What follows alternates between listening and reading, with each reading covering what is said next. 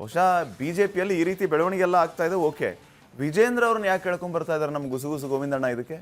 ಇಲ್ಲ, ಸರಿ ಇದೆ ನೀವು ಕೇಳ್ತಿರೋದು. ಯಾಕಂದರೆ ಈಗ ಗುಸುಗುಸು ಗೋವಿಂದಣ್ಣವರು ಕೂಡ ಮೊನ್ನೆ ದಾವಣಗೆರೆಯಲ್ಲಿದ್ದರು. ಅಲ್ಲಿ ದಾವಣಗೆರೆ ನಿಮ್ಗೆ ಏನಕ್ಕೆ ಫೇಮಸ್ ಗೊತ್ತಲ್ಲ? ದಾವಣಗೆರೆ ಅಂದ್ಕೂಡಲೇ ಖಾರ ಮಂಡಕ್ಕಿ, ಮಸಾಲೆ ಮಂಡಕ್ಕಿ, ಮಿರ್ಚಿ ಬಾಜಿ, ಬೆಣ್ಣೆ ದೋಸೆ ಬಿಡ್ತಾ ಇದ್ದಾರೆ. ಅದು ಇದೆ. ಅದು ಇನ್ನೂ ಮಿರ್ಚಿ ಬಜ್ಜಿ ಮುಟ್ಟಿಲ್ಲ, ಆಗಲೇ ನೀವು ಬೆಣ್ಣೆ ದೋಸೆ ಹೋಗ್ಬಿಟ್ರಲ್ಲ. ದಾವಣಗೆರೆ ಬೆಣ್ಣೆ ದೋಸೆ ನಾವು ಇಲ್ಲಿಂದ ಬಿಟ್ಟಿಲ್ಲ, ಇಲ್ಲಿಂದ ಹೇಳಿದ್ವಿ. ಇನ್ನು ದಾವಣಗೆರೆಯಲ್ಲೇ ಹೋಗಿ ದಾವಣಗೆರೆ ಬೆಣ್ಣೆ ದೋಸೆ ಬಿಟ್ಟು ಬರ್ತಾರೆ ಗೋವಿಂದಣ್ಣರು.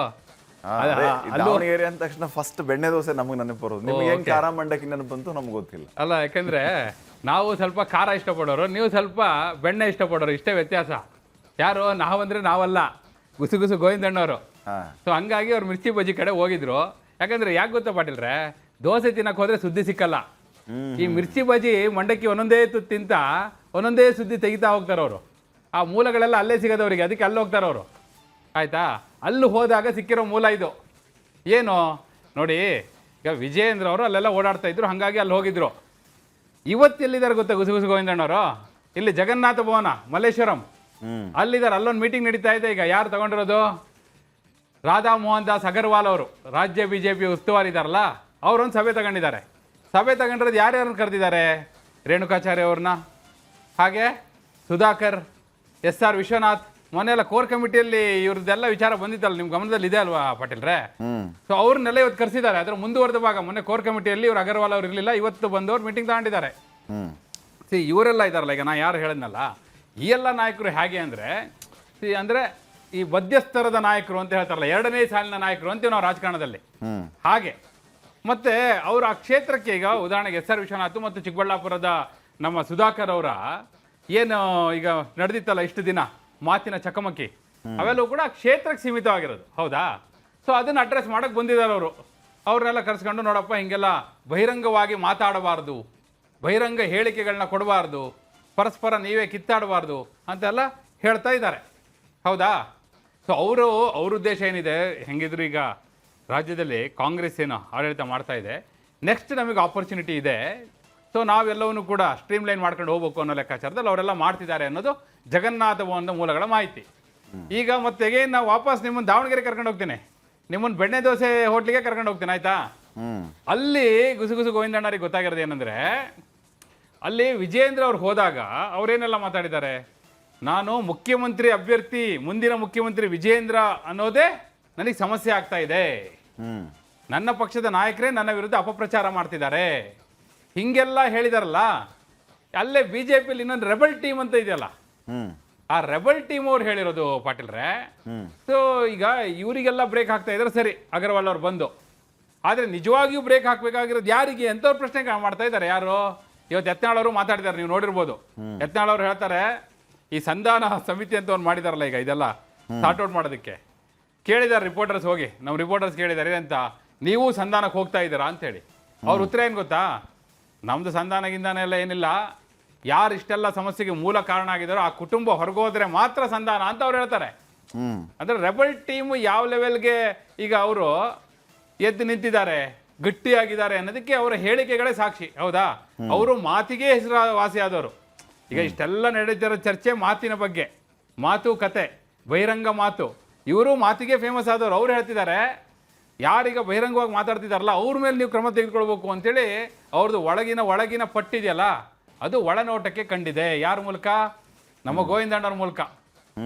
ಈಗ ರಾಷ್ಟ್ರೀಯ ಬಿಜೆಪಿ ನಾಯಕರು ಹೆಂಗೋ ನೆಕ್ಸ್ಟ್ 28ಕ್ಕೆ ಅಧಿಕಾರಕ್ಕೆ ತರಬೇಕು ಅಂತಲೇ ಇಷ್ಟೆಲ್ಲ ಹರಸಾಹಸ ಮಾಡ್ತಿರುವಾಗ ಪಾಟೀಲ್ರೆ, ಈ ಕಡೆ ನೀವು ಹೇಳಿದ್ರಲ್ಲ ಫಸ್ಟು ನಿಮ್ಮ ಮೊದಲ ಗಾದೆ ಮಾತು ಏನು? ಎತ್ತು ಏರಿಗೆ ಕೋಣ ನೀರಿಗೆ ಅನ್ನಂಗಾಗಿದೆ ಅನ್ನೋದು ಅದೇ ಜಗನ್ನಾಥ ಭವನದ ಮೂಲಗಳಿಂದಲೇ ಕೇಳ್ಬರ್ತಾ ಇದೆ ಪಾಟೀಲ್ರೆ.